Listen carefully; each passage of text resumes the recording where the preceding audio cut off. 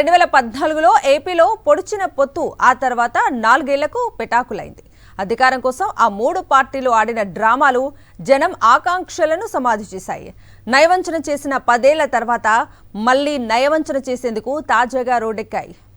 విభజనతో గాయపడ్డ ఆంధ్రప్రదేశ్ రాష్ట్రాన్ని గాడిలో పెడతామని వల్లించిన కమ్మటి మాటలు 2014లో అధికారం చేతిలోకి రాగానే నీటి మూటలయ్యాయి. ఎవరికి వారు పోటీలు పడి ఇచ్చిన మేనిఫెస్టోలు చిత్తు కాగితాల విలువతో పోటీ పడ్డాయి. అధికారం కోసం అడ్డమైన డ్రామాలు ఆడి అడ్డగోలు హామీలిచ్చి గద్దెనెక్కాక టీడీపీ, బీజేపీ, జనసేన పార్టీలు జనం నెత్తిన చేయి పెట్టాయి. ప్రత్యేక హోదా 5 ఏళ్లు కాదు 10 ఏళ్లు ఇస్తామన్న బీజేపీ, 600 హామీలిచ్చిన టీడీపీ ఆ హామీలన్నింటికీ ష్యూరిటీ ఇస్తూ జనసేనలు ఎన్నికలవగానే జనానికి వెన్నుపోటు పొడిచాయి. ఉమ్మడి రాజధాని హైదరాబాద్లో ఉంటూ 10 ఏళ్ల పాటు ఆంధ్రప్రదేశ్ను అభివృద్ధి చేయాల్సిన చంద్రబాబు ఓటుకు నోటు కేసులో దొరికిపోయారు. రాత్రికి రాత్రి బెజవాడలో ఊడిపడ్డారు. అభివృద్ధి కేంద్రీకృతం కాకూడదని శ్రీకృష్ణ కమిటీ నివేదికను బుట్టదాఖలు చేసి ఏకపక్షంగా అమరావతిని రాజధానిగా ప్రకటించారు.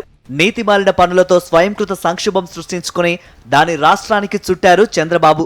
సంక్షోభంలో అవకాశం అంటూ దిక్కుమాలిన తెలివిని ప్రదర్శిస్తే దాన్ని బాకా మీడియా అపర చాణక్యమని ఆకాశానికెత్తేసింది. ఇక అమరావతి కోసం రాష్ట్రంలోని మిగిలిన ప్రాంతాలను గాలికొదిలేశారు. ఇన్సైడర్ ట్రేడింగ్ తో టీడీపీ నేతలు గద్దల్లా వాలి ముందుగానే అమరావతి భూములు కొల్లగొట్టారు. ఎక్కడ పడితే అక్కడ అవినీతికి తెరలేపారు. అమాయక రైతులను బెదిరించి అసైన్డ్ ల్యాండ్స్ కాజేశారు. అమరావతి నిర్మాణమే ధ్యేయమని రాష్ట్రంలోని మిగతా ప్రాంతాలను గాలికొదిలేశారు. ఇక ప్రత్యేక హోదాను తూచ్ అన్న బీజేపీని నిలదీయకుండా ప్యాకేజీ కోసం చంద్రబాబు అరులు చాచారు. అదేంటని ప్రశ్నించిన వారిని వెర్రివాళ్లుగా చిత్రీకరించారు. ప్యాకేజీ వస్తేనే అభివృద్ధి అంటూ బీరాలు పలికారు. ఇంకో పక్క చంద్రబాబు భ్రష్టు పట్టిన రాజకీయ వ్యూహాలతో 23 మంది వైఎస్ఆర్ కాంగ్రెస్ పార్టీ ఎమ్మెల్యేలను కొనుగోలు చేశారు. కొందరికి మంత్రి పదవులిచ్చి నీచమైన సంస్కృతికి తెరలేపారు. ఎన్నికలు సమీపిస్తున్న దశలో ప్రతిపక్ష వైఎస్ఆర్సీపీ ఒత్తిళ్లతో యూటర్న్ తీసుకున్న చంద్రబాబు మళ్లీ ప్రత్యేక హోదా రాగమందుకున్నారు. బీజేపీతో పొత్తు పెటాకులు చేసుకున్నారు. మోదీని వ్యక్తిగతంగా టార్గెట్ చేయడానికి సైతం చంద్రబాబు వెనకాడలేదు. కేంద్ర హోంమంత్రిపై రాళ్లు వేయించారు. ఇక బీజేపీ కూడా టీడీపీ దగాకోరు రాజకీయంపై విరుచుకుపడింది. యూటర్న్ బాబు అంటూ ఎగతాళి చేసింది. పోలవరాన్ని ఏటీఎంగా వాడుకున్నారంటూ విమర్శలను పదునెక్కించింది. చంద్రబాబు వేలాది కోట్లు దోచేశారని విస్తృతంగా ప్రచారం చేసింది. ఇక బీజేపీ, టీడీపీ ఎన్నికల హామీలకు నాది గ్యారంటీ అన్న జనసేనాని ఆ 5 ఏళ్లు గెస్టు పాత్ర పోషించారు. ప్రశ్నిస్తా అన్న పవన్ ప్రేక్షక పాత్ర వహిస్తూ అధికారమిచ్చిన ప్రజలను వంచారు. ఎప్పుడో చివర్లో 2019 ఎన్నికల ప్రచారంలో పాచిపోయిన లడ్డూలిచ్చారని బీజేపీని సున్నితంగా విమర్శించారు.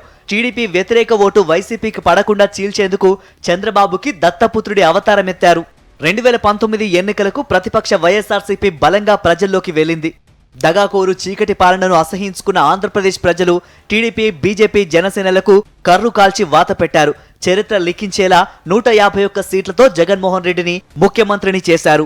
ప్రత్యేక హోదాను తాకట్టు పెట్టి జనం ఆకాంక్షలను సమాధి చేసి రాష్ట్ర ప్రయోజనాలకు తీవ్ర విఘాతం కలిగించిన టీడీపీ, బీజేపీ, జనసేనలు మళ్లీ 5 ఏళ్ల తర్వాత ఎన్నికల కోసం ఒక్కటయ్యాయి.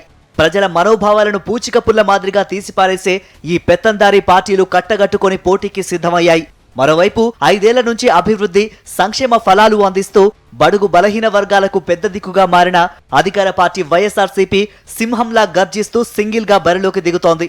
హామీల మాఫీతో మోసం చేసిన పార్టీలన్నీ ఒక్కటై ఒకవైపు ఉంటే, ఇంకోవైపు చేసిన వాగ్దానాలు నిలబెట్టుకొని నిజాయితీ రాజకీయంతో వైఎస్ఆర్సీపీ ఎన్నికల రణరంగానికి సిద్ధమైంది.